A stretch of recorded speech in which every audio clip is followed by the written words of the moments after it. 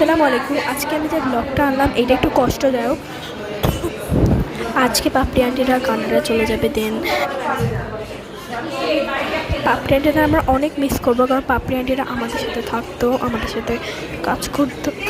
আমরা অনেক মিস করবো পাপড়ি আন্টিকে। দেখতে পাচ্ছেন এই সাজানো গোছানো ঘরটা এখন স্টোরেজ রুম হয়ে গিয়েছে, কেমন যেন একটু রুম হয়ে গিয়েছে। একটা রুম লক করে দিয়েছে, আসলে আমি ফোনটা আগে পাইনি। দেখতে পাচ্ছেন এখানে কয়েকটা গাছ রেখে যাচ্ছে, আর পাপড়িরা কোনোদিন এবার আসবে না, সব মালামাল নাই। তো এই রুমটা ভাড়া দিচ্ছে তারা।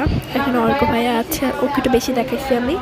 দেন এখানে ওরা এয়ারপোর্টে যাওয়ার জন্য রেডি হচ্ছে, বাট এই মেয়েটা ও যাবে না, ওর খালাতো বোন ওষুধ এয়ারপোর্টে ওকে আগাতে যাবে। দেন ওরা তাড়াতাড়ি করে রেডি হচ্ছে। আর আমার একটু কাশি বলে আমার বারবার কাশি হচ্ছে, কিছু মনে করবে না। আর এখানে বসে আছে ওনারা। তো আমি একটু বাইরেও দেখাই, অনেক ব্যাগ, প্রায় 11টার বেশি। এই রুমটা এত সুন্দর সাজানো গোছানো ছিল।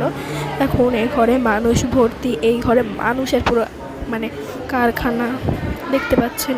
চলে না আপনাদের বাইরে বের করে দেখানো। তো এখানে হচ্ছে একটা মামা এসে সবগুলো নিয়ে গেছে, মানে আমার মামা না, ওইটা হচ্ছে রাদিদের মামা। তো আমাকে দেখাচ্ছিলাম, দেখতে পাচ্ছেন। তো আজকে ভিডিওটাই পর্যন্ত। টাটা, আসসালামু আলাইকুম। আর পাপড়ি আন্টির জন্য সবাই দোয়া করবেন যেন সে কান্নাতে ভালো থাকে, ইনশাল্লাহ।